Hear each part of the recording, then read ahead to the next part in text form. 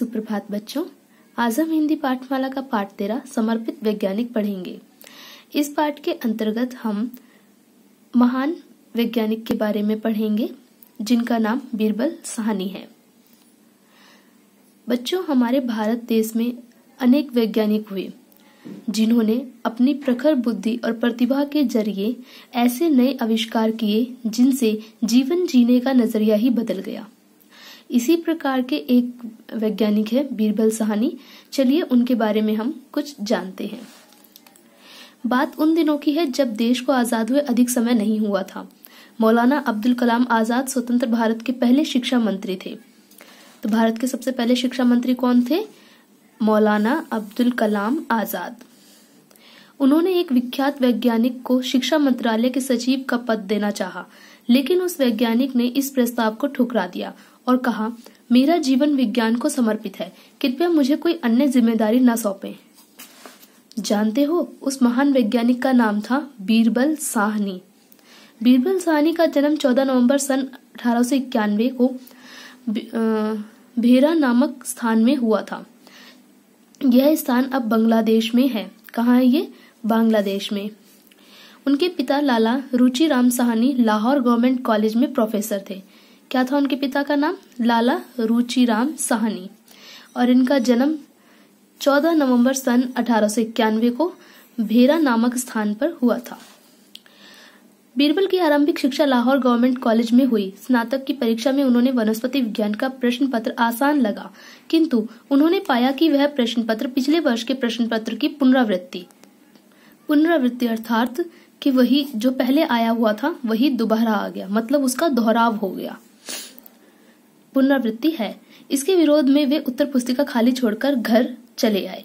उनके साहस के कारण शायद उन्हें एक साल गंवाना पड़ता, पर सौभाग्य से यह बात बड़े स्तर पर पहुंची और यह पाया गया कि चूक प्रश्न पत्र बनाने वाले की थी।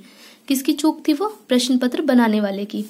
इसके बाद एक नया प्रश्न पत्र बनाया गया। उस वर्ष वनस्पति विज्ञान की दोबारा परीक्षा ली गई। सन 1911 में बीरबल साहनी ने स्नातक की परीक्षा पास की। सन पर ध्यान दो। 1911 में क्या किया था उन्होंने? स्नातक की परीक्षा को पास किया था।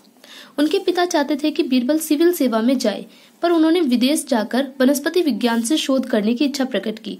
पिता ने पुत्र की इच्छा का विरोध नहीं किया और उन्हें पढ़ने के लिए कैम्ब्रिज विश्वविद्यालय भेज दिया। कहाँ भेजा उन्हें? कैम्ब्रिज विश्वविद्यालय में। बालक बीरबल ने अपने पिता के साथ हिमालय की यात्राएं की थी। शायद इन्हीं यात्राओं ने उनके मन में प्रकृति और विज्ञान के प्रति लगाव को जन्म दिया था। कैम्ब्रिज विश्वविद्यालय में बीरबल साहनी ने पहले एमएससी की डिग्री ली। किसकी डिग्री ली? सबसे पहले एमएससी की। बाद में सन 1919 में डॉक्टरेट की उपाधि प्राप्त की। 1919 में किसकी? डॉक्टरेट की उपाधि प्राप्त की। इस विश्वविद्यालय में उन्हें महान वैज्ञानिक प्रोफेसर सिवार्ड का मार्गदर्शन मिला। किनका मार्गदर्शन मिला यहाँ पे उन्हें? प्रोफेसर सिवार्ड का। उनके साथ मिलकर बीरबल ने भारत में पाए गए कई जीवाश्मों का अध्ययन भी किया था। जीवाश्म का अर्थ होता है पुराने जीवों या पेड़ों के अवशेष। जो पुराने जीव होते हैं या फिर जो पुराने पेड़ हो जाते हैं तो उनके जो अवशेष बचते हैं उनके ऊपर उन्होंने अध्ययन किया था। जैसे कि आपने कई बार देखा होगा डिस्कवरी चैनल पे जैसे दिखाते हैं कि कहीं पे खुदाई हुई और वहां पे उसका डायनासोर का कंकाल मिला, तो वो एक जानवर एक जीव का कंकाल है ना, वो मतलब बहुत पुराना जीव है जिसका कंकाल मिला, तो उसके ऊपर फिर अध्ययन किया जाता है। तो इसी प्रकार इन्होंने भी पुराने पेड़ पौधे या फिर जो पुराने जीव जंतु थे उनके अवशेषों पर, यानी उनके कंकालों या उनसे जुड़ी हुई कोई भी चीज, उस पर इन्होंने अध्ययन किया। भारत लौटकर बीरबल साहनी बनारस हिंदू विश्वविद्यालय में वनस्पति विज्ञान के प्रोफेसर के रूप में काम करने लगे। ये वापस आकर के कहाँ ज्वाइन हुए थे? कहाँ पे नियुक्त हुए थे? हिंदू विश्वविद्यालय में। कहाँ पे है? जो कि बनारस में। ठीक है। वनस्पति विज्ञान के प्रोफेसर के रूप में काम करने लगे। यहाँ 2 वर्षों तक काम करने के बाद, यहाँ इन्होंने कितने वर्ष काम किया? 2 वर्ष। ठीक है। 2 वर्षों तक काम करने के बाद सन 1921 में उन्होंने लखनऊ विश्वविद्यालय में वनस्पति विज्ञान का विभागाध्यक्ष का पद संभाला। कौन से सन में? 1921 में। कहाँ का? लखनऊ विश्वविद्यालय में वनस्पति विज्ञान का कौन सा पद संभाला? विभागाध्यक्ष, यानी विभाग का अध्यक्ष। अध्यक्ष यानी मुखिया, मतलब वनस्पति विज्ञान के विभाग के मुखिया के रूप में इन्होंने पद संभाला। अध्यापन के रोचक तरीके के कारण वे छात्रों के बीच बहुत प्रसिद्ध हो गए। इस दौरान उन्होंने अपना शोध भी जारी रखा। सन 1946 में उन्होंने लखनऊ में इंस्टीट्यूट ऑफ पेलियोबॉटनी की स्थापना की। 1946 में इन्होंने क्या किया था? लखनऊ में जो इंस्टीट्यूट ऑफ पेलियोबॉटनी की स्थापना की थी। कहाँ पे? 1946 में लखनऊ में, ठीक है, जो अब इन्हीं के नाम से जाना जाता है, जो कि अब किसके नाम से? जो बीरबल साहनी के नाम से जाना जाता है।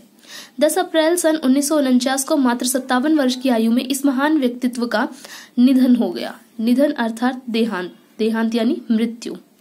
कब हुई थी? 10 अप्रैल 1949 को।